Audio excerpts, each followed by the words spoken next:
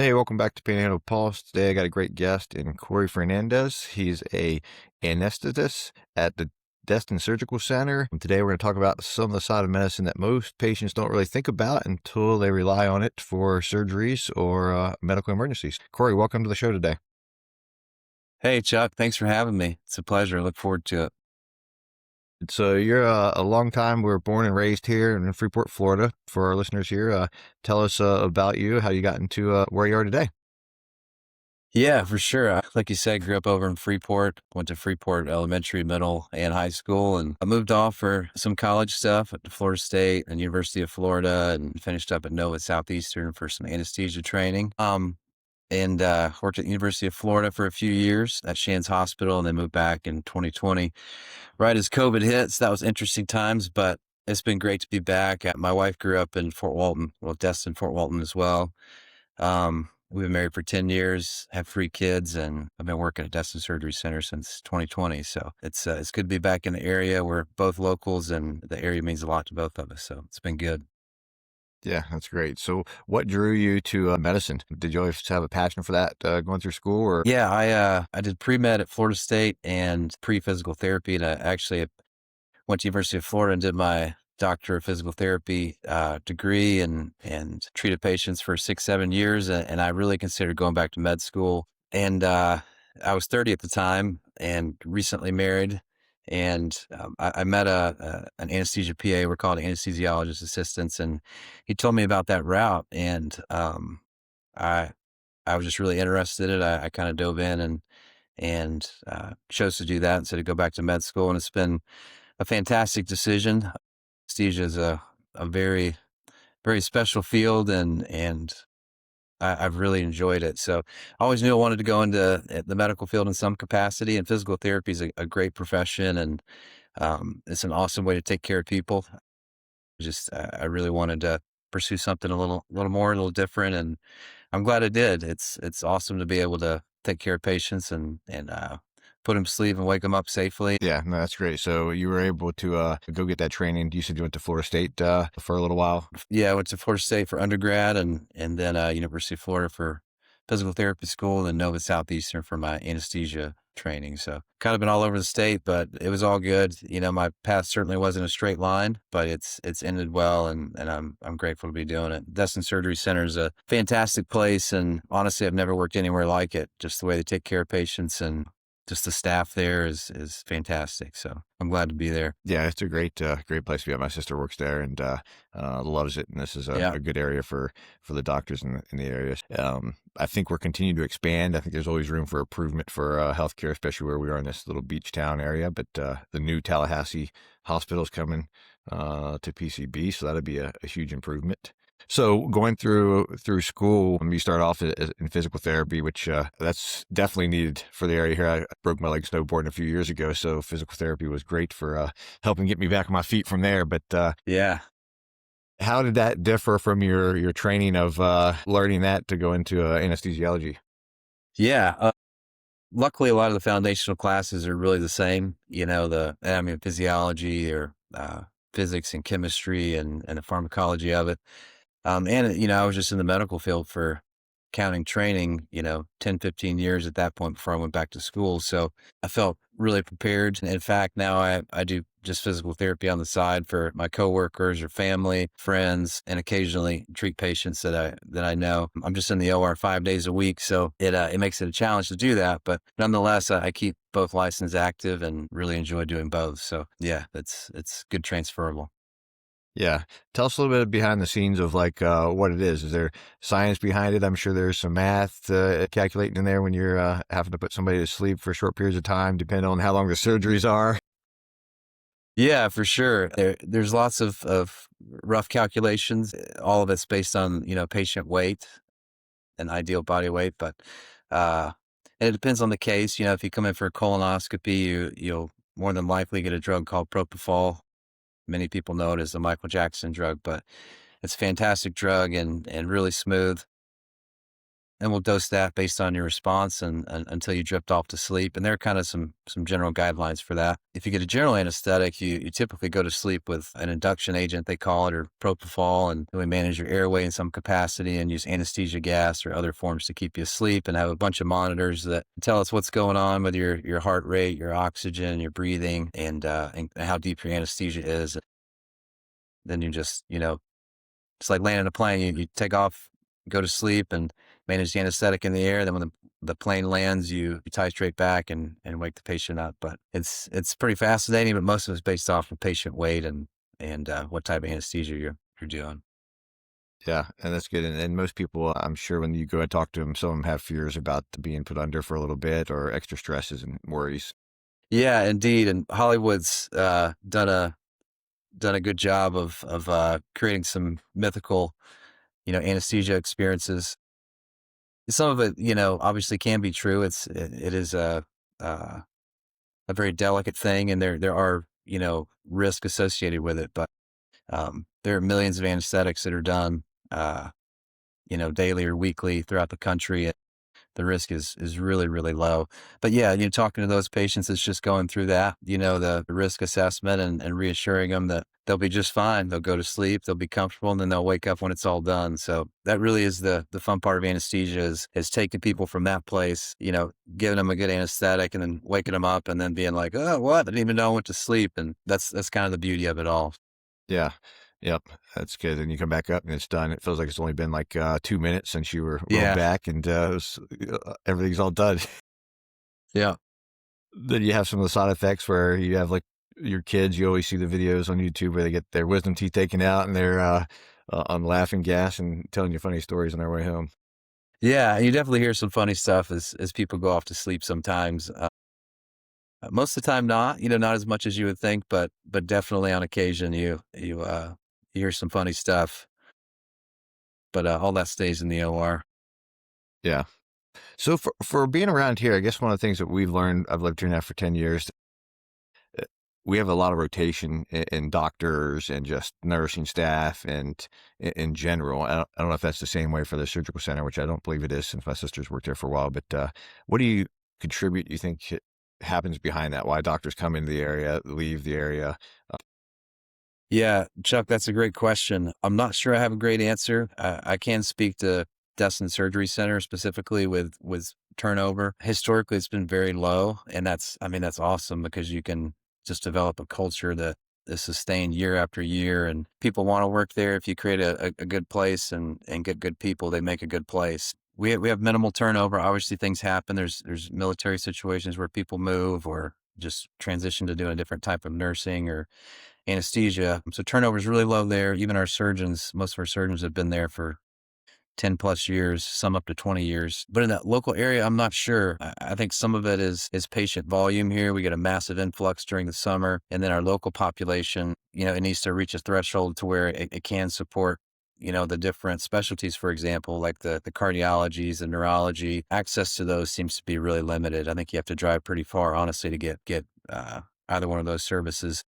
So that and maybe some hospital system stuff, maybe there's something that they could address to attract those physicians to be here and want to grow a practice and create that service because it's certainly needed, especially with our growing population and volume. So I wish I had a better answer, but No, those are all great points. I mean, the cumulative of all those answers slowly make a difference in the area here. And I wanted to follow up with that on, since you've lived here, you grew up here, going into the field, you pretty much knew that from school you would have to leave somewhere else to get that training. There wasn't anything local for you to do or get training wise here.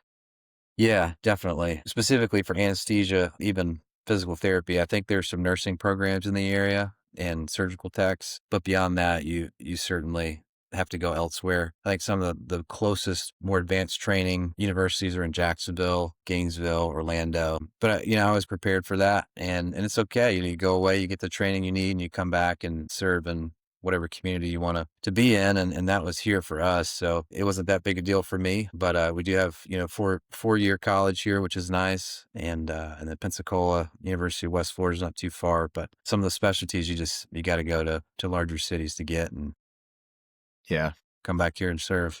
Yeah, and usually that's the harder part to get people to come back once you're already in that city life and you have the sports where you start having a family. You don't want to move your kids around from school, so you're usually Yeah. locked into those places for quite some time. You know what? And I agree. I think the only caveat is a place like, forgive my bias, but Destin Surgery Center, if you create a place where it's really enjoyable to work and the pay is competitive, you really can draw people and get them to come here. I think that's a big key. And I certainly don't run a hospital or don't, pretend to have massive organizational, leadership. But I do know that I've worked in many places as a physical therapist and as an anesthetist. And when the places are run well and you take care of people, those people want to work there and they want to do the best they can for the patients and the business or whatever it is. So I think some of that falls on us locally to make sure we're creating those spaces so we can get quality people to come here and invest. And it's one of the most beautiful places in the world. So it's certainly not that. Yeah, and it's definitely changed over the years. I've been vacationing here since I was a little kid. You grew up here, so I'm sure you've got all Yeah. kinds of stories that from Freeport to now to what it looks like back then. Yeah, certainly. I was thinking about this the other day. Like I said, I went to the Freeport schools and in high school, we have baseball practice. Maybe after that, we go to Blue Mountain Beach on Thursday, and there was a couple houses there. That was it. And the Nick's seafood restaurant, and the beaches are wide open. So we go surfing most afternoons in the late spring and summer. Obviously 30A is wildly changed now at this point. But yeah, it's definitely a different landscape and I kind of grew up in those waters, if you will, along those beaches. So I hope they maintain some public access there to people that live here and pay taxes here, and they've kind of helped grow this area in ways that might not be as tangible as buying a waterfront lot, you know? Right. Yeah, and I think they're working back towards that. The legislature made some mistakes when they did that customary use beach a few years ago, and it's in the process of getting corrected. And I think I was just reading today that there's Walton County made an HBO show, The Neighbors or something, talking about the beach. So I haven't seen the episode yet, but I haven't either. I saw that. I wanted to see what that was about. yeah. So it just leads more people to hear though, because it spreads the word about the great place that we live in. So, which is also good. Yeah. Besides doing your work, you're also playing a live band and do different venues throughout the county, right? Yeah. That's been a lot of fun. I've been playing guitar and singing for 20 years or so, 25 years. And when I moved back here in 2020, I really wanted to finish writing some songs and record an album. And we had our second child on the way, so it was challenging, but we got it done. So since then, I've released two different records that I've written and produced and recorded along with some of my good friends, and I've actually got a new song coming out tomorrow. Actually, it's called "Find Our Ways." If anyone's listening, I'd love for you to go give that a listen. And then I wanted to release the music, and I have a couple friends that play instruments. I'm like, hey, you guys want to come? We'll do a release party out at Third Planet Brewery in Niceville, and I work with a lot of folks from Destin Surgery Center that live in Niceville. And anyway, we all kind of came out there, did a release party. We played 3 hours of music, and it was a blast. One friend's a violin fiddle player, the other friend's a bass player, and I was like, you guys want to do this again? And so we started booking venues, and for the last 5 or 6 years, we've been playing around town. I'll do solo gigs as Corey Fernandez, and the band's called the Salty Strays. We'll play out on 30A. We played at Local Catch, North Beach Social, the Bay, a number of other places. Baytown, we'll be back there in March. We're actually playing on the harbor in Destin this Sunday from 2 to 4. So that's going to be fun just to be right here in Destin playing. Yeah, it's a lot of fun. Play guitar and sing and play a few other instruments and just enjoy writing and creating music, honestly. What kind of music do you play, and how did you what made you get involved in starting to play music? That you just picked up a guitar one day and wanted to learn it? Yeah, my dad played guitar when he was younger and played in a couple bands, and he didn't have a guitar growing up until I was probably 12 or 13, and he bought an electric guitar, and I just remember walking by, seeing it for the first time, and I was like, yep, I'm gonna learn how to play this thing. And it was rough to start. It's kind of one of those things you gotta you got to go through the tough part of just getting a hold of it and grinding a bit, and then it just kind of builds and builds. But anyway, I grew up, he listened to Southern rock and the Eagles and Leonard Skinner and a number of other things. So I grew up hearing that stuff and learned those songs, and a lot of blues. I really enjoy blues as well. So I mostly write and record country element with some soft rock and blues in there. When we play out live, we'll play cover songs of all sorts, anything from Bob Seger to Bob Marley to some modern country and pop, that stuff that people want to hear. So it's a little bit diverse when we play out live, but I'll mostly record, like I said, some country and more soft rock blues. So it's a lot of fun. Yeah. And did you self-teach yourself how to play everything? Yeah, for the most part. When I've been playing for about 5 years, I took some lead guitar lessons, which really helped kind of open up a new element. But I haven't had any lessons since then. I haven't had any vocal lessons either. just kind of send it. But it's been a lot of fun, and I have to give props to my friends that play with me. That my violin player, her name's April Payton. She's a professional musician, gives violin and piano lessons, and is just absolutely fantastic. And my bass player I actually grew up with. We went to Freeport elementary, middle, and high school together. His name's Chris Brown. He actually works in the school district and has done a fantastic job. So it's been awesome to play with them. And we play maybe once or twice a month, which is about what we can afford time wise, but it keeps things going. Yeah. So how did you self-publish your albums and publish everything your guys' self that you're doing? Yeah. So I wrote, record, and then produced and published. It's kind of a one-man show, which is fine. It's been a lot of fun. My bandmates don't necessarily write much or enjoy the recording process, so I just kind of write. I'll have them play on some songs. And then, honestly, with technology and some of the platforms today, it's not super difficult to release your own stuff. You just got to have it recorded and mastered and get some different codes so that they can track your streams online and this and that. But then you just upload it and release it with your album art, and they distribute it to Spotify and Apple, Amazon, YouTube, that kind of stuff. So it's honestly pretty streamlined once you get the hang of it. Yeah. So that's interesting. So you write your own music. How long does that process take that you start from a song that pops in your head, or you're driving down the road, hear some beats and start thinking of that? How do you come about writing some songs? Yeah, that's a great question. Honestly, it's pretty diverse. For example, the song that I'm releasing tomorrow, I've been working on for probably at least 5 years since I started releasing the other songs. I couldn't quite get it the way I wanted. But then, some of the songs on the first record I wrote in a day, and it just kind of came out and worked. And then others are, a little bit in between. You kind of hammer it and try to figure it out, and then you come to a block, you just get away, and revisit it another day or a week later, and then the rest of it kind of flows. So it kind of depends on the song. But I mostly write on guitar. I might even just start with, guitar chords or an overall feel, and then mumble a melody, and then words come from there. Sometimes it's an idea that you write down, and then it's harder for me that way to then retroactively create music around it. And it just kind of depends on the song to get it right.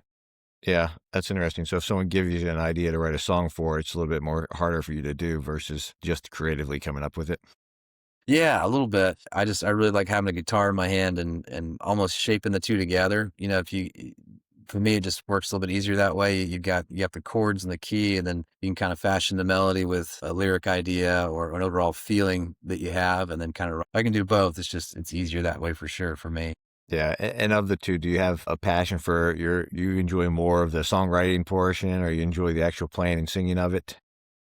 Yeah, I certainly enjoy just writing and recording. The live stuff is grown on me over the last several years, and part of that's because just doing it with good friends, it turns into almost a community engagement with them and being able to hang out and create stuff together. But writing and recording is definitely, in fact, there's a microphone right there. It's almost like a therapeutic experience, and it can be done slowly. I can do it over a couple hours if I've got the time budgeted, or do as many takes as you want. But playing live is also just fun because typically my family comes. I have my wife and 3 kids and some friends from work, and it's just both are good. But I definitely enjoy the writing and recording the most. Yeah, sounds like you've got a lot going on. You have kids' activities. You're trying to do some music around the area as well as work. And in the summertime, I'm sure it's not fun traveling from those locations with all the traffic down this way. Yeah, it gets tough, especially crossing a bridge if you're heading to Fort Walton and or going from Destin to Freeport or back. So we play at Hammock Bay a lot out in Freeport as well. So that gets a little tricky. Definitely have to budget a little bit more time and be prepared for it. But so we get there a little bit early and get things set up, so it's not too bad. Yeah. And how long have you guys and the band been playing together? And Yeah, so us together as a trio has been, I think it's been 5 years now. Me and Chris, the bass player, we've played together for since I was probably 16, off and on in different settings, whether it be in church or in bands or at college. But yeah, together as a trio for 5 years, and um, yeah, it's been great. We record a few cover songs. We actually have a YouTube page with, even got some Stevie Ray Vaughan on there, some Matchbox 20, some Wagon Wheel, some Tom Petty. So we'll record those and release them on our YouTube page as well, which is fun. that's good. And you, do you guys do practice sessions, or you've now been playing so long together, you just show up for the events and you're gelled and ready to go after a couple little warm up keys? Yeah, we'll get on some stretches where we'll do that. We try to just have a rhythm of at least once a month getting together, and whether it be learning new songs or kind of reinventing some stuff we already do. I just feel like it keeps it fresh and it keeps us engaged and a little bit accountable. But like during for example, the holiday months, December, January, we tend just to kind of ride through until things start up. In fact, this Sunday's our first gig of the year down on the harbor from 2 to 4 on Sunday. And it's only 2 hours. Most gigs are 3 hours. So 2 hours we'll play, our favorite songs or what people want to hear during those 2 hours. And we'll start kind of adding in new songs as the year goes on. And we learn stuff, every year we'll add some new stuff to the repertoire. Yeah. And now when you're going through music, I mean, like you said you're self-taught, which is great now because nowadays you can learn everything off the computer. You can plug your guitars right into it and Yeah. teach your strings. But I'm sure as you were growing up, you didn't have some of that tech. No, my dad had a couple chord books. So I learned some of the chord books, and I had a cousin that played guitar as well. He was a couple years ahead of me and starting learning guitar. So picked up a few things from him. And then YouTube came along, and YouTube is a masterful teacher with just learning songs. If you can learn songs and learn different chord patterns and how most pop songs are the same 4 chords, they're just oriented in a few different ways. Once you learn those, I mean, just about anyone can write a song, to be honest with you. It just makes it really simple. You put a capo on a guitar and play the same chords, but be a different key. It's almost like a cheat code. Not that I necessarily do that, but it's if you put the time in, just about anybody can learn how to play guitar. Yeah. Now, did you play guitar in any high school classes? Because back when we went to school, you'd require to play band, and we had all those different home ec classes that we went through. Did you get to play any instrument in band class? No, I never did. I think if I remember correctly, I did baseball, basketball, and golf. So those kind of took up the afternoons. Once I did the major course stuff that you had to do, I did play with some friends when I was about 16. Started just getting together with some friends and learning different songs, but never in an educational setting like that. I wish I did. That might have helped accelerate things a little faster. Yeah. We all had to take, we changed every quarter. So like for 2 semesters, you'd have band, 2 semesters, you'd have shop, 2 semesters, you'd have home ec or that. But by the time I got to class and band class, the guitars were gone, the drums were gone. So like you had a saxophone or a tuba, and the only thing that was left by the time I checked the box was clarinet. And I'm like, well, I'm going to play this. Like, this is not, I'm not going to become a musical star on a clarinet. Well, maybe there's a couple people, but yeah, it wasn't funny. On my list. I love random instruments like that. In fact, we had a guy play with us at North Beach Social that played saxophone. He just came up and joined us. A friend of mine named Wendell, he plays harmonica. He'll join us on occasion. Actually, he'll be with us at Third Planet next Friday, so that'll be a fun gig with him joining us. I just love that random instruments just add a unique flair. Yeah. And do you get your kids involved when they're playing? They have interest when you're in there writing a song or playing the guitar. They come in and listen as well. Yeah, well, I guess he's my middle child now. We just had our third third baby back in December, or little girl. We got 2 boys and a girl. My middle son is all about it. He wants to be on stage. He wants to have his own guitar, and he'll run around singing songs. Yeah, they'll come to most gigs they can, and I'll get them up on stage occasionally, and it's a lot of fun to have them there. They both have their own guitars, so we're just starting to get into guitar lessons. They're 5 and 7. The boys are, so starting them a little bit earlier, and like I said, the middle one is all about it. Yeah, that's pretty cool for them to follow Yeah, around and doing like your dad did with you, playing the guitar and learning it from that. yeah, indeed. Yeah, and especially watching you on stage, inspiring them and mentoring them from a different generation is always good. It really is pretty cool, and it's part of the reason why I keep doing it. One, it's fun, and it's obviously somewhat lucrative, but really it's my kids can be there, and I want them to be comfortable if they want to pursue something where they're on a stage or have a microphone, or musically or leadership wise. I don't know. Sometimes it's good just to see somebody else doing it.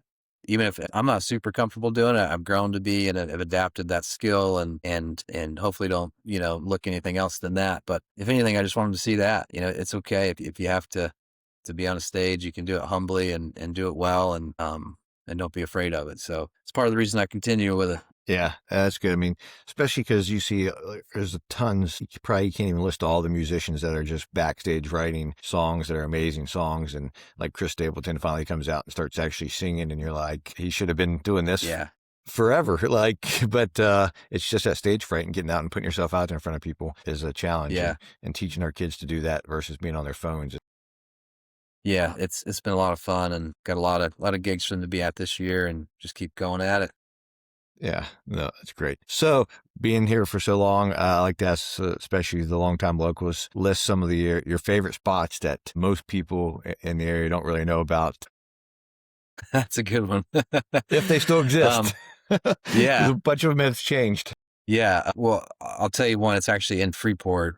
Grew up on my grandparents' property. They had 100 acres, and they had cows and chickens and a farm. And honestly, I count it as a blessing to have that. We had little pigs running around and chickens everywhere. And I remember feeding the cows with my great grandpa most evenings. But their property backed up against Eglin's property, and Eglin Air Force owns so much property from Niceville out towards the basically Portland, right before you get to Yeah. Freeport. And it was just fantastic. If you go down the road to Basin Bayou, there's a campsite down there, and it connects to the Basin Bayou, and it's just so tranquil and calm. Out of that bayou, it goes down, or feeds to Choctaw Bay, and there's that Nick's Seafood restaurant right there on the bay. But if you go back in that campsite, now you have to have a permit with Eglin. That's one of my favorite spots to camp. It's remote enough. You have water. You likely won't see anyone, and it's awesome. So that's one of my favorite spots over in Walton County. Like I said, I grew up surfing there in Blue Mountain Beach, so that was one of my favorite spots to go to the beach. I'm not even sure, honestly, what the access point is there, where the public spots are. But I used to love that. Yeah, I think that's 2 spots that really stand out when I think about it. Yeah, and there's still that one little public access spot at Blue Mountain that you can walk down on a Really? rectangular type shape of access, and then it stops. But it's still available. But that's Yeah, I sweet. didn't know that that camping spot. So that's pretty cool that you got to get a pass from Eglin to go out there on that. But that's nice. Yeah, it's a sweet spot. It's worth it. It's, it's obviously primitive, but Yeah. it's close enough to where if you need something, you can take care of business. And what's one of your favorite places to play at that you've played at all around here? Let's see. I might need a second to think about that. I will tell you, I'll just think in terms of last year. Last year, Baytown was a ton of fun. We had a fantastic crowd. The night it was great. In fact, I think we've got some videos posted on that. That's a blast. It's always fun to play in Hammock Bay as well. Freeport, they have Props Brewery there. They have a big stage and a big grass field where they do farmers markets and events, and they always take good care of us. Really, we haven't played anywhere we haven't liked. The Bay out on 331, North Beach Social, most places on 38. They're a little smaller and which is good for a change too. But we've enjoyed all of them. It's been good. Yeah, the Hammock Bay place, as they've built that whole community, they've done that right out there, especially for community area access, the big pavilion out there, all the sports complexes. That's a nice area. Yeah, they utilize it. They put their homeowners' dollars to work, and You can bring your whole family out there, or you can not have a family and be okay. There's lots to do, and they do it really well. Courtney and then Skylar now does a lot out there, but they've done a really good job. Yeah. As with all these episodes, I always ask all of our guests, like, if you could wave the magic wand, solve a big problem, what would be one of the biggest issues that you see for Northwest Florida that we could make a correction on? Yeah, I honestly, I think we've touched on several of them. One would be the healthcare item. Figuring out a way to